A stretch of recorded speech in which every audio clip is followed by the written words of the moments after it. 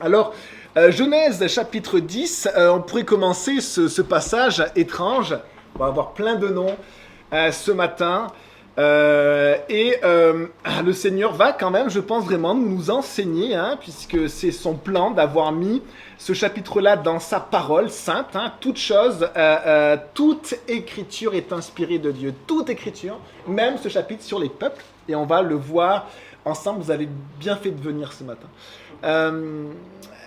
Connaissez-vous vos origines? On est une église multiculturelle, multi-origine.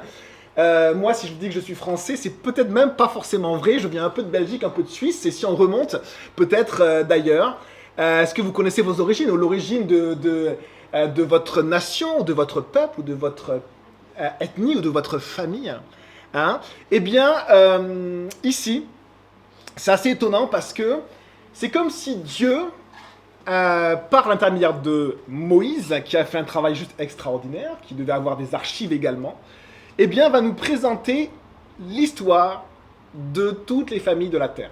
Donc, forcément, vous faites partie d'un de ces noms-là. Et après, les peuples, bien sûr, se sont retrouvés parfois, et puis ils se sont aussi mélangés, mais on fait tous partie de ces lignées-là. Et on va du coup passer au travers de ces lignées. Et souvenez-vous d'une chose, dans Genèse 5, 4 et 5, hein, nous avions vu la lignée de Caïn. La lignée de Caïn, on avait gardé en mémoire, hein, la lignée de Caïn, un des fils d'Adam et Ève, hein, donc première génération sur la terre. On avait gardé en mémoire l'humanité quelques-uns de ces noms. Mais finalement, on avait peu d'informations, on n'avait même pas leurs âges, par exemple. Par contre, dans la lignée de Seth, eh bien, la lignée de Seth avait gardé en mémoire ses origines. Et c'est un des thèmes de ce chapitre 10. L'homme a perdu la mémoire de ses origines. Il ne sait plus d'où il vient. Et ici, on va voir d'où vient chaque être humain de cette planète, de Noé, qui est la lignée de Seth, qui est le fils de Adam, qui a été créé par Dieu. Ce qui est très étonnant, c'est que la lignée de Seth, qui était une lignée de croyants, a gardé en mémoire ses origines.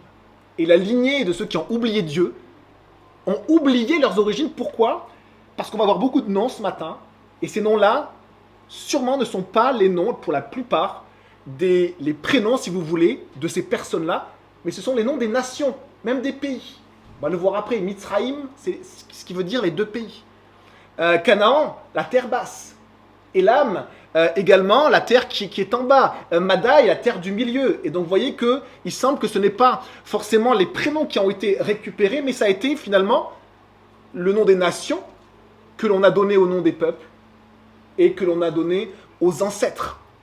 Et donc ça veut dire que la lignée des non-croyants a perdu ses origines. Il y a une lignée qu'on peut faire revenir jusqu'à Dieu, c'est la lignée d'Israël.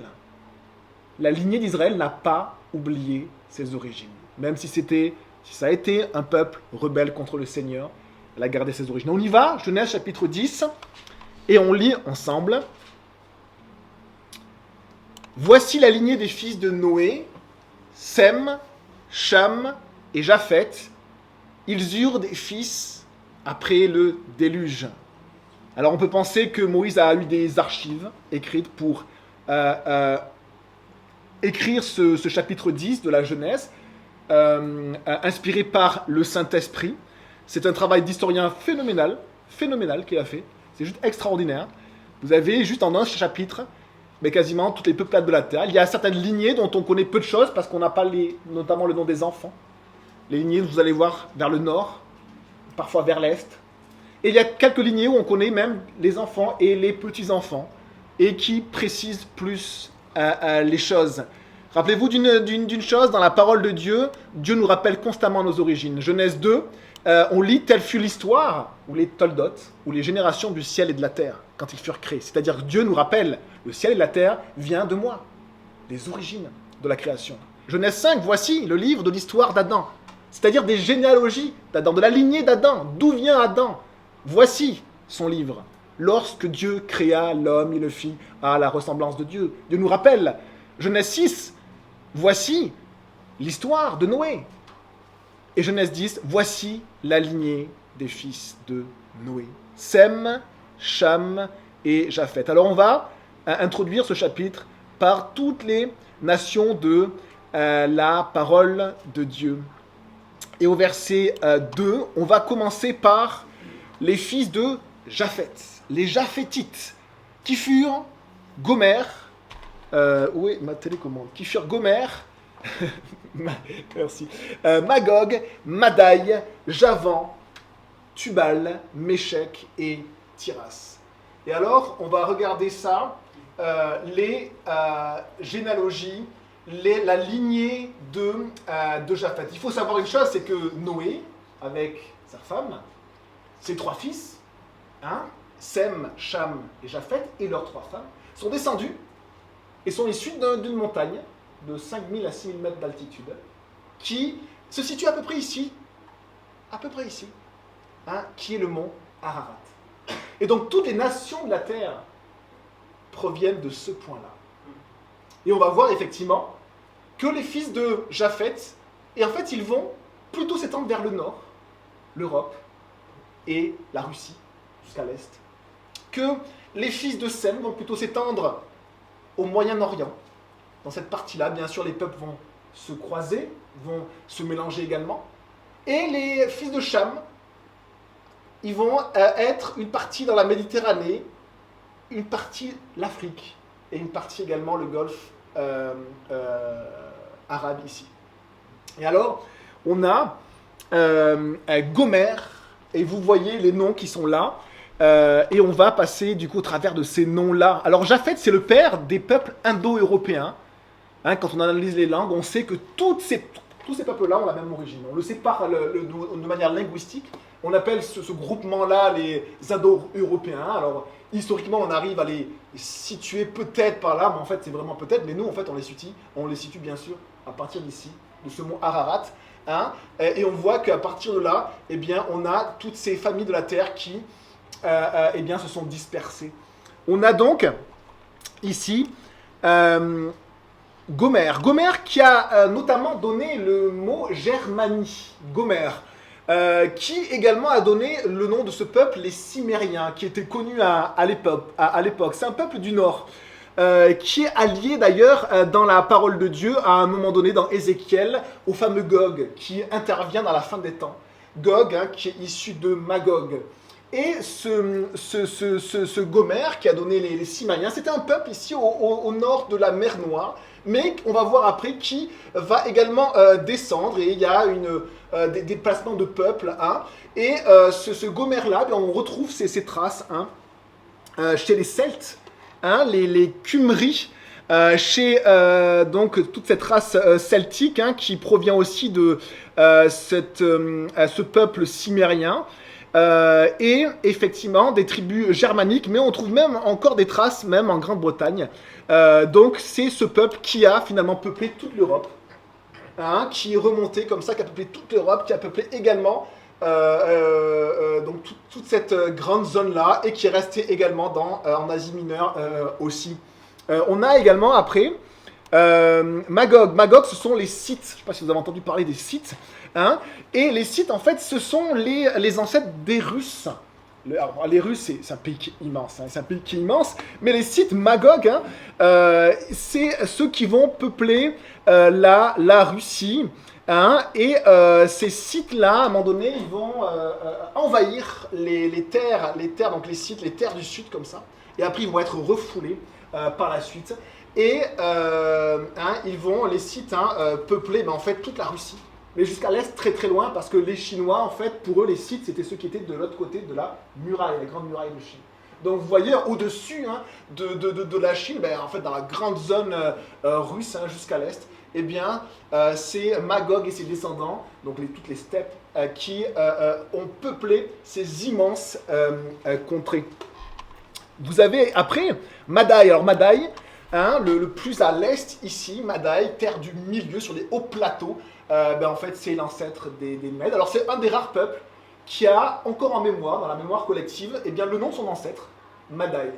Donc Madaï, qui va être du coup, j'ai dit les Perses, excusez-moi, les Mèdes, bien sûr, les Mèdes, peuple habitant le plateau de l'Iran. Et vous avez ensuite Javan, Javan, qui, dans toutes les langues orientales, hein, eh bien, qu'on prononçait comme ça, en fait, ce sont les Grecs anciens, qui a donné le mot ionien. Les ioniens, ce sont les Grecs, hein, Javan, il y a des racines similaires, hein, ce sont les anciens Grecs, hein, et vous voyez, hein, qui vont être situés ici.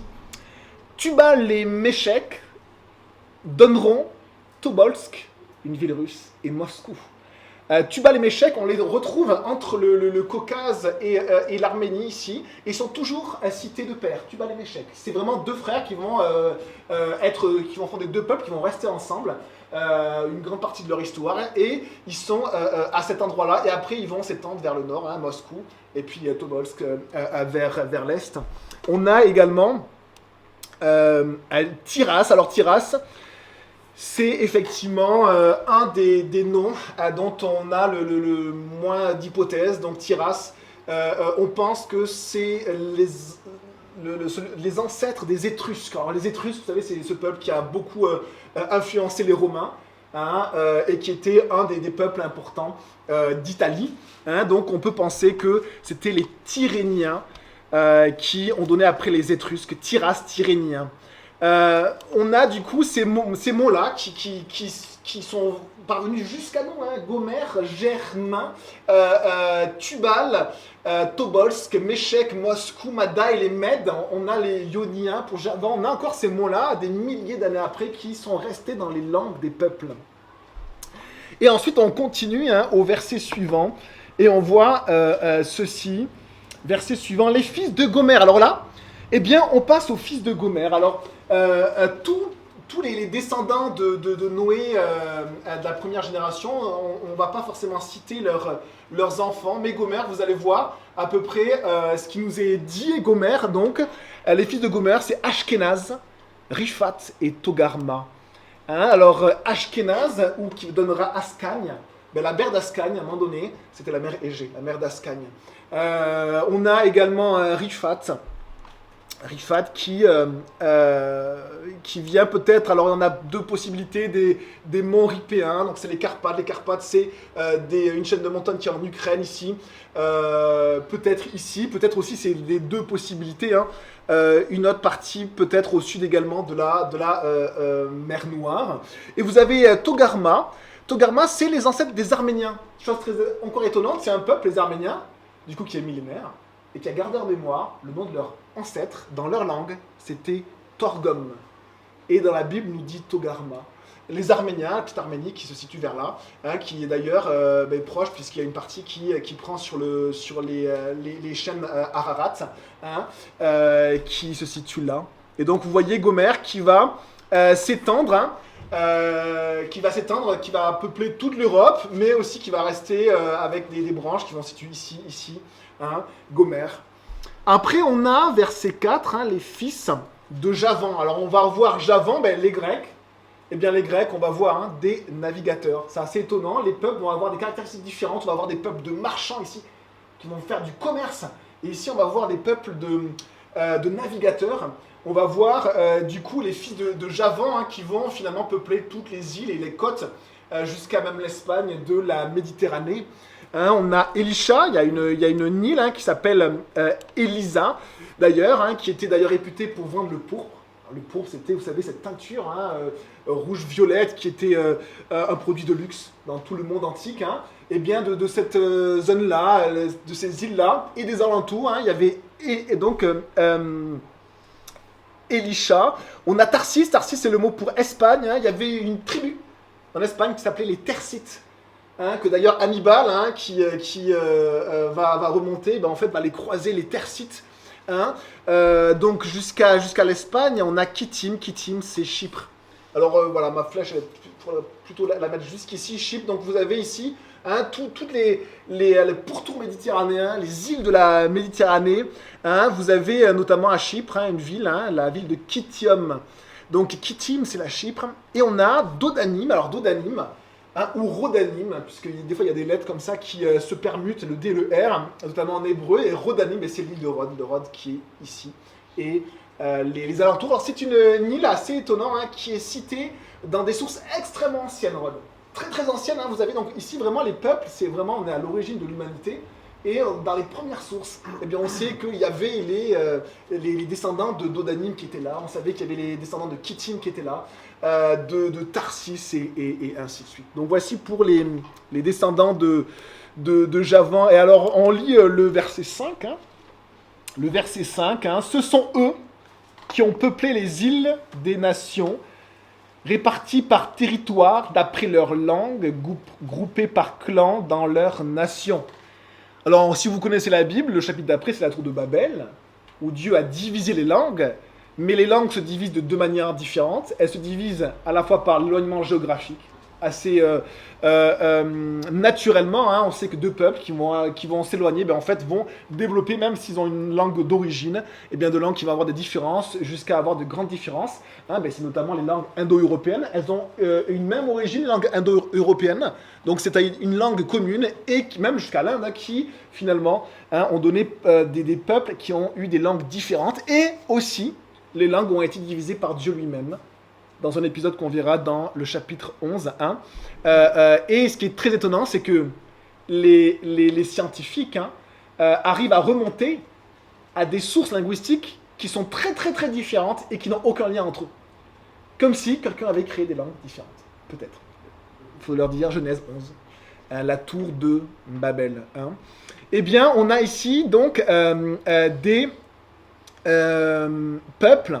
Ici, on a les îles des nations, mais on a eu les peuples aussi de l'Europe, on a eu les peuples de la Russie notamment, répartis par territoire, d'après leur langue, groupés par clan dans leur nation. Là, on a une description des nations de l'humanité, comment les nations se répartissent, par langue, et par clan. Les clans, c'est les familles, c'est-à-dire selon leur famille. Tout part d'une famille. C'est très étonnant. C'est-à-dire que les nations, aujourd'hui, si vous prenez la nation chinoise, les Sino, on va voir après, on a les Signiens, si vous prenez les nations, en fait, tout part d'une famille qui va donner un peuple, qui va développer une langue à elle.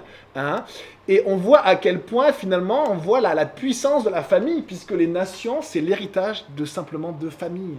Et qu'est-ce que Dieu a créé au tout début?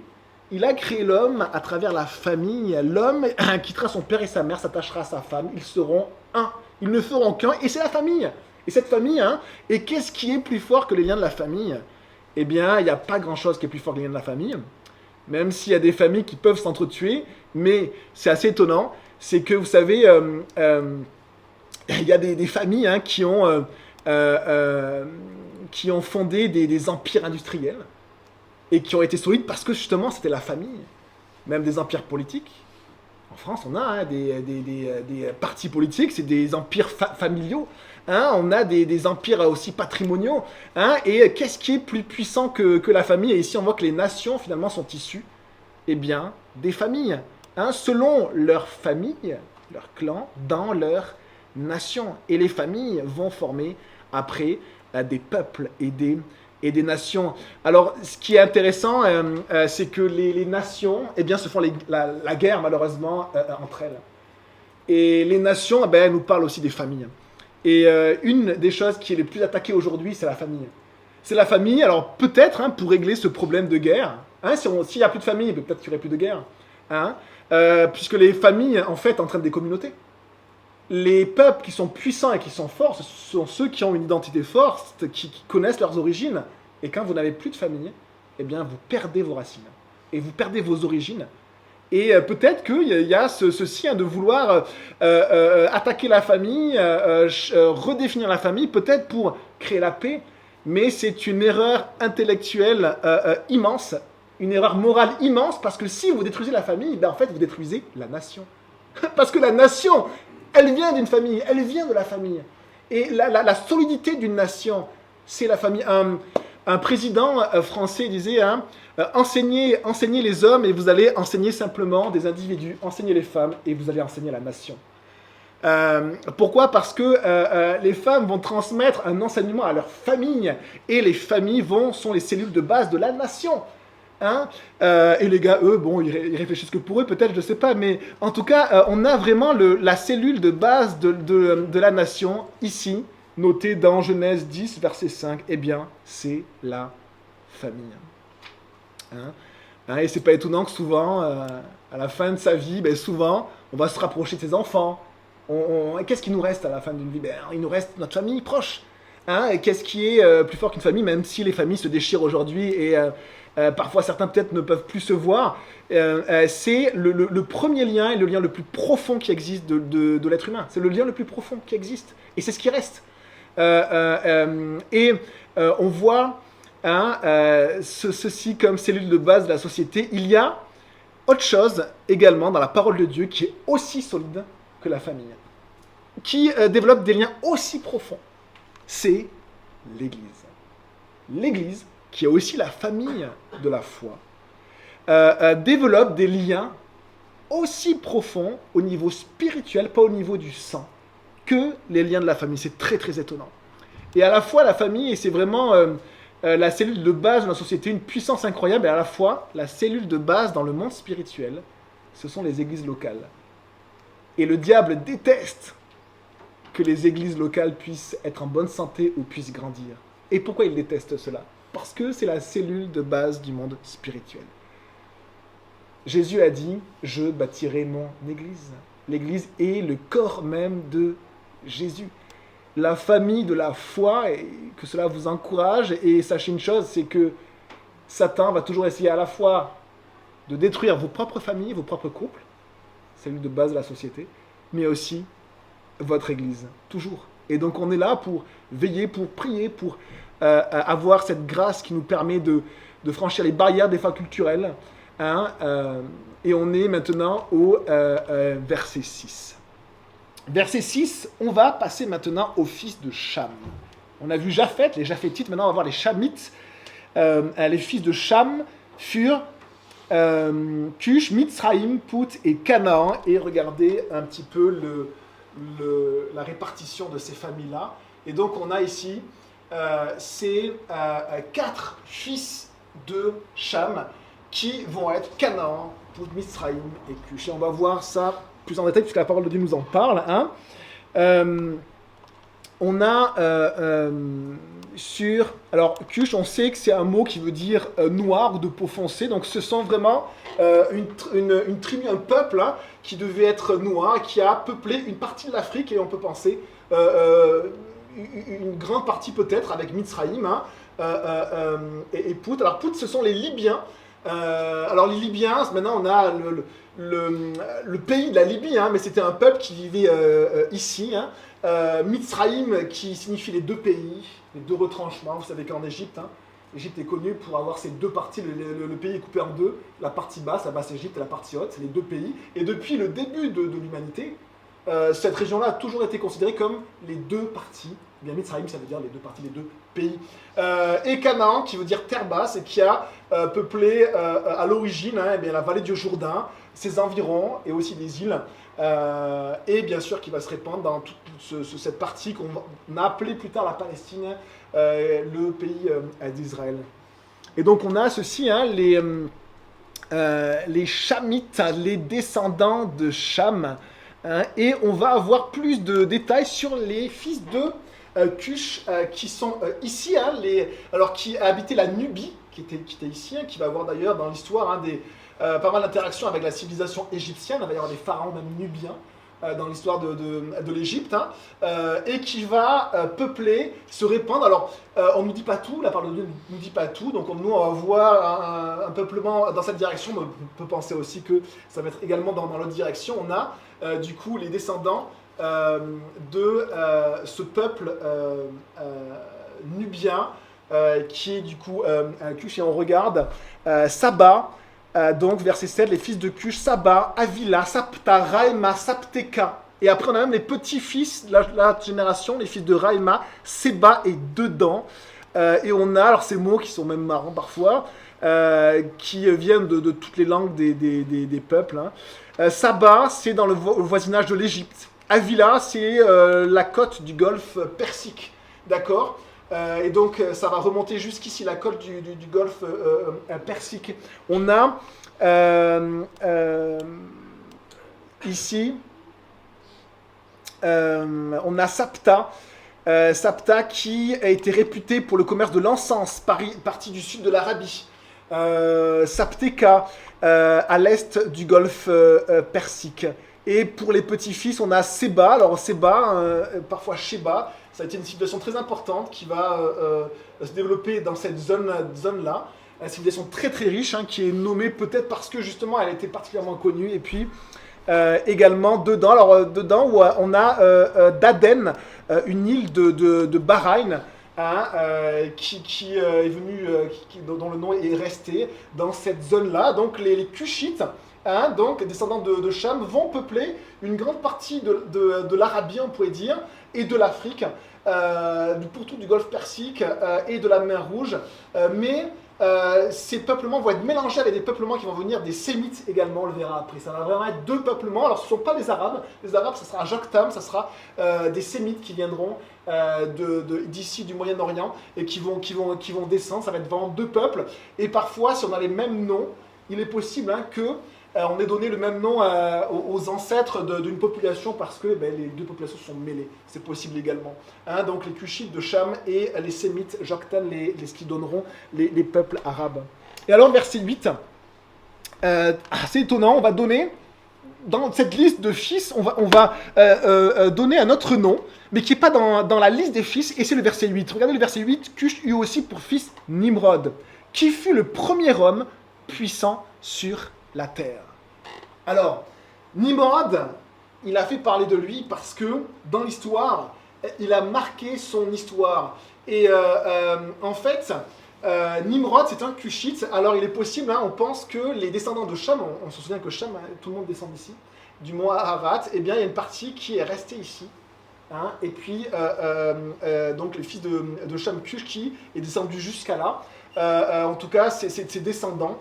Mais il y a une partie qui est restée dans le Moyen-Orient, sur la plaine de Babylone, hein, la plaine arrosée par les deux fleuves, le Tigre et l'Euphrate. Hein, très très riche civilisation des Sumériens, après des Babyloniens, des Assyriens.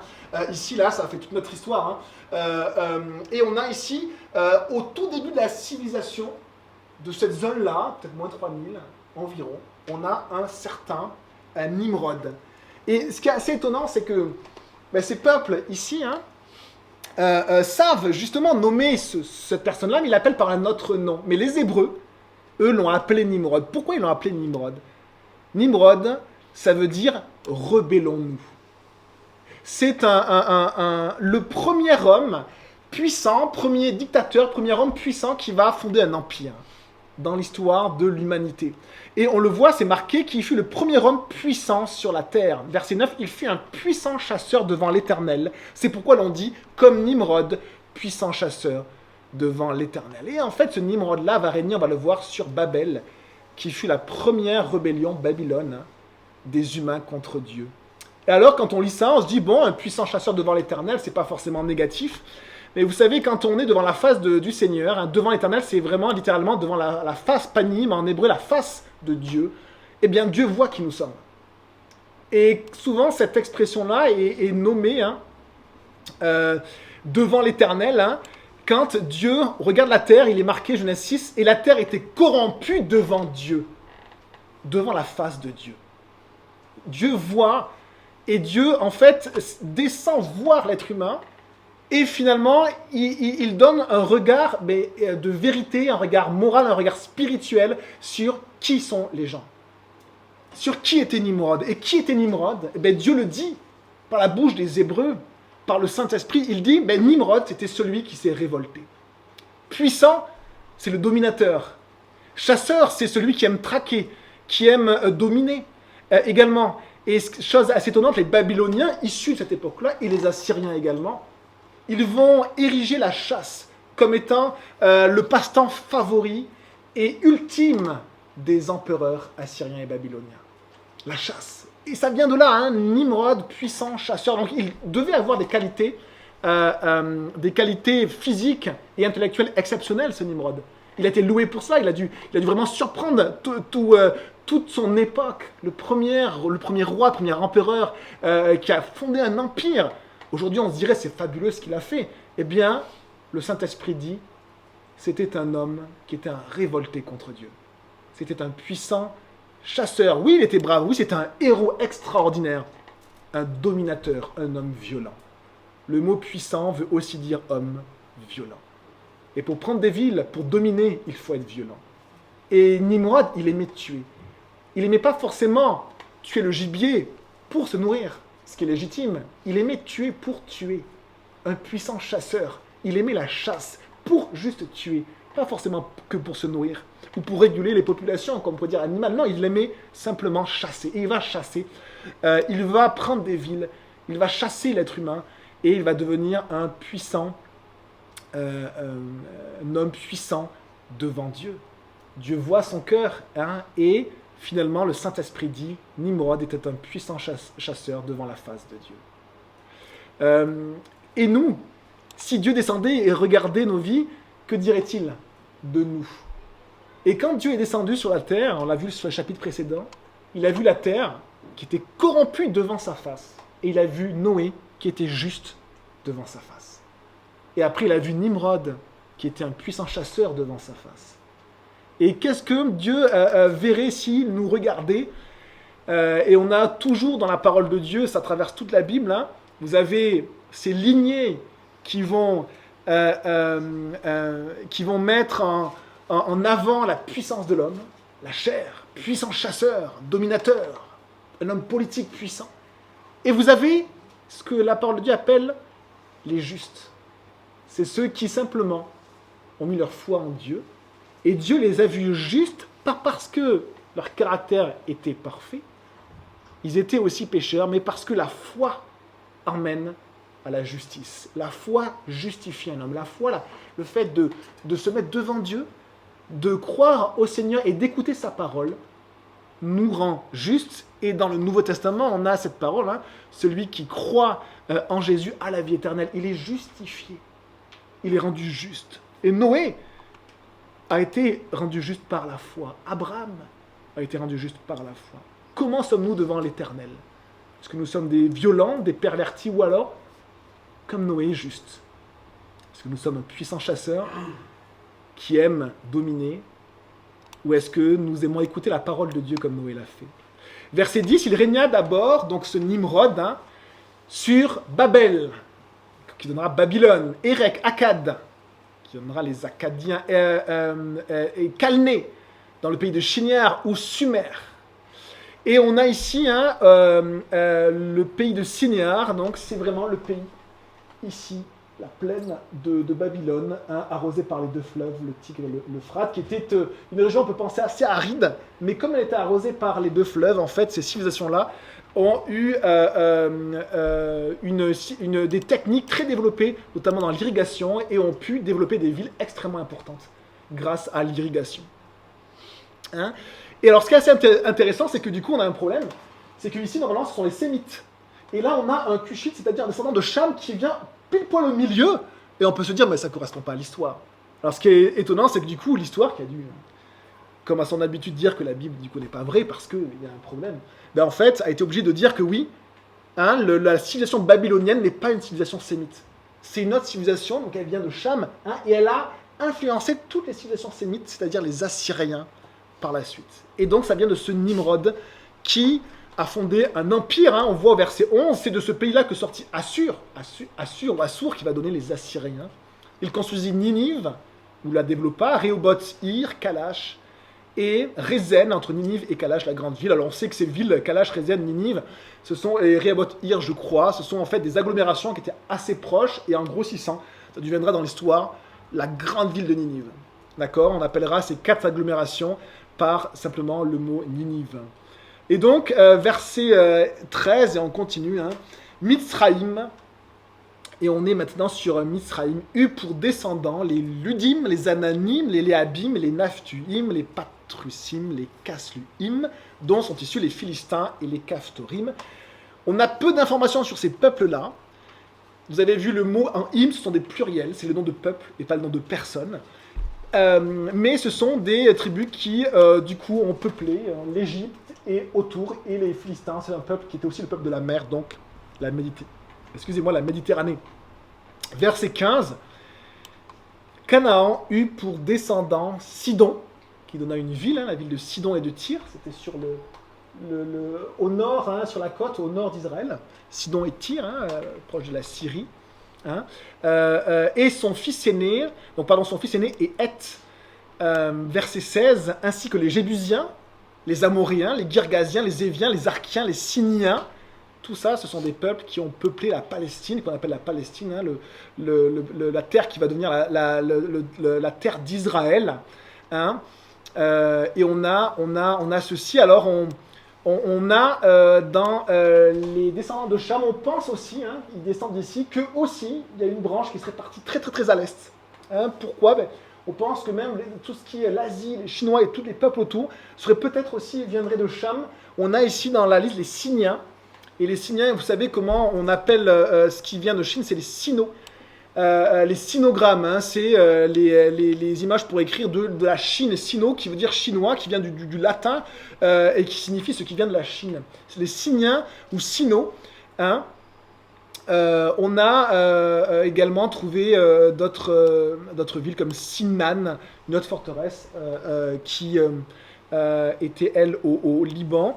Et on a, en reparlant du coup de ce peuple chinois, vous savez qu'une des dynasties, c'était, on l'écrit Qin, la dynastie des Qin. En fait, ça se dit Qin. Qin, hein, donc c'est vraiment toujours la même Qin. Sin, donc c'est tout à fait possible que ces Siniens, qui sont descendants de Mizraïm, eh bien, aient peuplé ce qu'on appelle l'extrême-orient, hein, toute la partie est. Verset 18, on a aussi les Arvadiens, les Tsémariens, les Hamathiens. Ensuite, les clans des Cananéens se dispersèrent. Et donc voilà, les Arvadiens, Tsémariens, Hamathiens sont des peuples du Liban. Le territoire, verset 19, des Cananéens allait de Sidon, du côté des Guérard, jusqu'à Gaza, et du côté de Sodome, de Gomorre, d'Adma et de Tseboïm jusqu'à l'Écha. Hein, et donc on a ces peuples qui ont peuplé ce qu'on appelait le pays de Canaan, hein, qu'on appelle maintenant la Palestine, après avoir mis dehors les Juifs. Hein, après avoir mis dehors les Juifs, ça s'appelait en fait le pays d'Israël. Et parce que les Juifs se sont rebellés contre l'Empire romain, on a rebaptisé Jérusalem, on a interdit le droit aux Juifs de revenir sur leur terre, dans leur ville.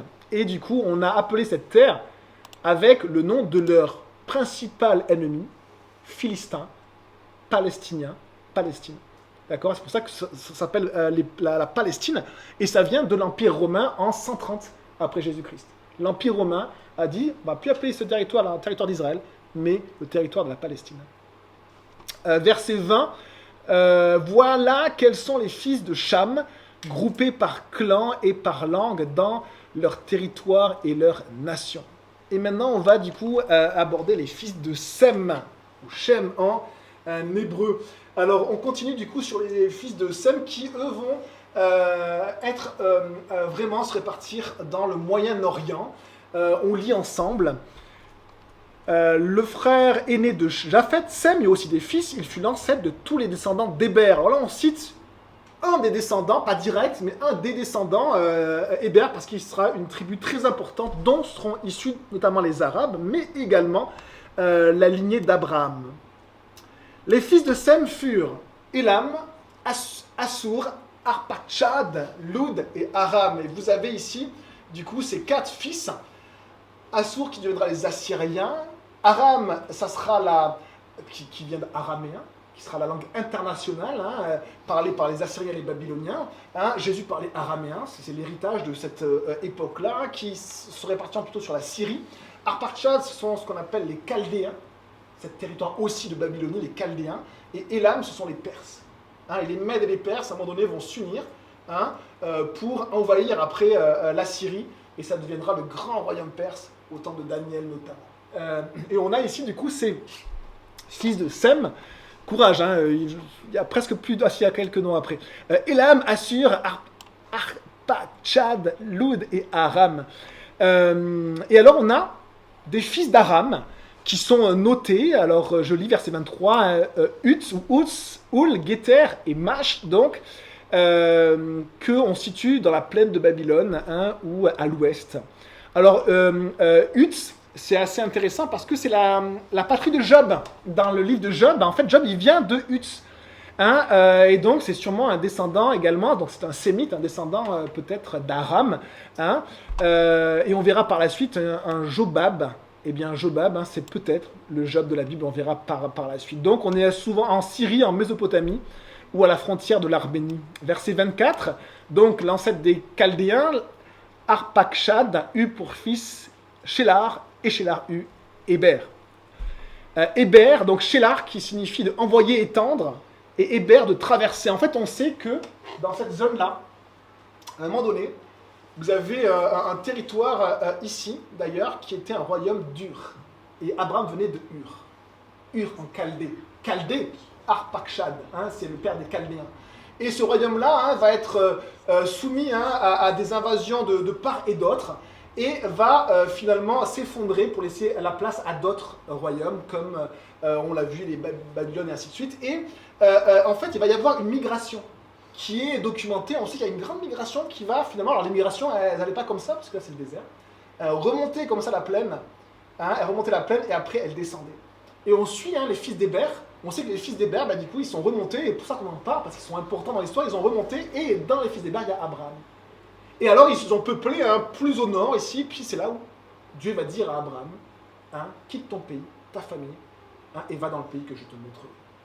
Et on a même dans des tablettes d'argile, le mot Abraham, qui est resté de cette époque-là, moins 2000 avant Jésus-Christ, et donc c'est assez documenté, c'est génial d'avoir la Bible, et de temps en temps, l'histoire nous dit, bon, ok, la Bible a raison de temps en temps. On pense qu'elle a toujours raison, mais en fait, ce sont des passages qui ont une richesse historique qui est juste incroyable. Donc, les fils de Héber, qui signifie traverser. Ils ont traversé le fleuve.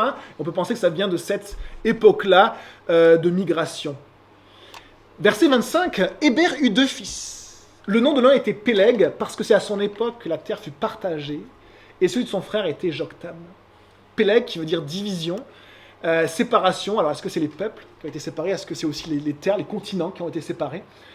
Et ensuite, on a Joktan.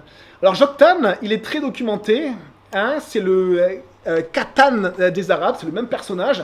C'est vraiment l'ancêtre des Arabes, Joktan. Et on va d'ailleurs suivre ce Joktan, qui descend de Arpachshad, et donc de cette zone-là, va être peuplée également avec les Chamites, les descendants de Cush, en fait toute l'Arabie. Toute l'Arabie, donc, on lit la suite. Joktan eut pour fils Almodad, Shelef, Hatzarmavet, Jérak, Adoram, Uzal, Dikla, Obal, Abimaël, Séba, Ophir, Avila et Jobab. Et le Jobab, c'est peut-être le Job de la Bible. On ne sait pas, mais en tout cas, on sait que Jobab, il avait ce style de vie arabe, c'est-à-dire un bédouin avec des tentes, qu'il était dans cette région-là. On a parlé de cette région de Hutz, et c'était un homme qui a été en fait très connu à l'époque par les souffrances qu'il a endurées de la part de Dieu. Et la souffrance de Job, les épreuves de Job, elles sont devenues en fait presque légendaires dans plusieurs peuples autour de cette zone-là. Mais c'est des choses qu'il a vraiment bien sûr vécues. Alors du coup, voici tous les fils de Joktan. Et en fait là, on est donc au Yémen. Yémen, donc sud de l'Arabie. Alors Hatzarmaharetz veut dire portique de la mort. On se demande pourquoi. À l'est du Yémen, on a Jérak, très intéressant Jérak. Le mot hébreu signifie lune. Et vous savez que les Arabes adoraient profondément la lune. Et quand l'islam va venir dans cette zone-là, l'islam va naître d'ici, sur le drapeau islamique, qu'est-ce que vous avez? Vous avez la lune. Parce que ce sont des adorateurs de la lune. À la base, les Arabes sont des adorateurs de la lune et qui ont transmis ça. Ils n'ont pas réussi à couper. Ils ont transmis ça même à l'islam. Il y a cette lune qui est très importante. C'est de la lune qui va donner notamment les moments où il faut faire le jeûne, ainsi de suite. Et bien en fait, on lit la Bible. Lisons la Bible. Jérak, en fait, c'est cet adorateur de la lune. On a du coup Adoram, Uzal, Dikla. Alors là, on est aussi au Yémen, et Dikla, ça veut dire un pays riche en palmiers. Donc, on a cette partie sud, et peut-être aussi, bien sûr, des peuplades qui ont aussi peuplé plus l'intérieur ou le nord. Obal, Abimaïl et Séba, Ophir, Avila et Jobab. Alors, Ophir, on pense que c'est un port, Ophir, qui devait se situer sur les côtes de la mer Rouge. Pourquoi? Parce que au temps de Salomon, hein, c'est 1000 avant Jésus-Christ, Salomon, eh bien Salomon, il faisait en fait du commerce par le port justement d'Ophir. Hein. Et on sait que les tribus arabes étaient de très très bons commerçants. Et ils parcouraient de grandes contrées en caravane pour justement commercer. Et ils avaient des liens avec l'Inde. Et donc, ils envoyaient des bateaux en Inde qui revenaient et avec plein de marchandises précieuses d'Asie, d'Inde, ainsi de suite. Alors, ce qui est très étonnant, c'est que tout ce que Salomon faisait revenir de Ophir pour sa cour, eh bien, ce sont des mots en sanskrit. Ce sont des mots indiens, en fait. Et donc, on a ici cette zone, plaque du commerce presque international, qui est ici, Avila, signifie le pays des sables ou des dunes. Donc, on a des bédouins qui ont pu s'implanter dans le désert, dans les oasis. Et Jobab, peut-être, c'est le Job biblique qui a donné la tribu peut-être de ce Job-là. Verset 30, ils habitèrent depuis Mécha jusqu'à Séphar, la montagne de l'Est. Une autre traduction, c'est la montagne de l'encens. C'était aussi une zone ici qui était réputée pour la production d'encens, qui est une plante qui a été très recherchée. Et donc là, on est effectivement au niveau du golfe Persique, dans toute la péninsule arabe ici. Voilà. Verset 31, on continue. Voilà quels sont les fils de Sem, groupés par clan et par langue dans leur territoire et leur nation. On est au verset 31. Tels sont les clans des fils de Noé en fonction de leur lignée avec leur nation. C'est d'eux que sont issues les nations qui se sont dispersées sur la terre après le déluge. Alors on arrive à la fin, à la conclusion, et on a ici comme quelque chose de très très triste, c'est que pour la lignée de Seth, on connaît les noms des personnes, on connaît l'âge des personnes quand ils ont eu des enfants, on connaît l'âge de leur mort. Mais pour les lignées des peuples, eh bien c'est plus compliqué. Pourquoi ? Parce que les peuples, en fait, ont perdu l'histoire même de leurs origines. Et on voit l'impact du péché même sur l'identité d'une personne, l'identité même d'un peuple. Qui sommes-nous ? On le retrouve notamment, je parlais avec un Burundais qui me rappelait l'histoire de son pays, et quand il y a des invasions par l'Europe, la colonisation, mais en fait ça coupait aussi la mémoire des peuples. D'où est-ce que je viens ? Et quand on retrouve cette mémoire-là, en fait c'est nos racines, et on voit que les racines en fait, des peuples, des nations, eh bien, ont été tellement mélangées, tellement parfois confuses. Et on a vu un homme qui a marqué son temps, Nimrod, que les historiens mettent un peu au nu, parce que c'est le premier empire, ça devait être un politicien extraordinaire, il a dû construire des villes, développer l'urbanisme, donc on va le mettre au nu. Et Babel, ce qui est assez intéressant, c'est que Babel, pour les nations, Babel c'est la porte des dieux. Dans le mot araméen, Babel, la porte des dieux. Et alors nous, on acclame ceci, la porte des dieux, et vous savez ce que ça veut dire ? Babel, en hébreu, confusion. Et on voit à quel point l'histoire des hommes et l'histoire par les yeux de Dieu n'est pas la même. Et les Hébreux ont eu ce témoignage de voir l'histoire par les yeux de Dieu.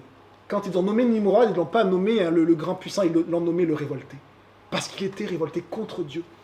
Et Babel, cette porte des dieux, Babylone, a été le centre spirituel de toute l'Antiquité. Depuis Noé jusqu'à ce qu'elle soit détruite. C'était l'endroit spirituel le plus important du monde. Jusqu'au bout, même quand l'Empire babylonien avait perdu sa grandeur, Babylone était toujours le centre spirituel. Il y avait une seule ville qui concurrençait Babylone au niveau spirituel. Jérusalem. Et quand Jérusalem était forte, Babylone était faible dans l'histoire. Et quand Babylone était forte, Jérusalem était faible. Et ça nous parle vraiment, à nous, chrétiens dans l'Église, de ces nations qui mettent leur confiance dans la confusion. Ces nations qui mettent leur confiance dans la confusion. Je vous lis cette citation de Luther, et après je conclurai. Luther, il a dit ça en étudiant ce passage. Il faut donc considérer ce chapitre de la Genèse comme un miroir dans lequel on peut se discerner, nous les êtres humains, qui sommes des créatures tellement marquées par le péché que nous n'avons aucune connaissance de nos propres origines. Pas même de Dieu lui-même, notre Créateur. À moins que la parole de Dieu nous révèle les étincelles de la lumière divine. Cette connaissance Les Saintes Écritures nous la révèlent.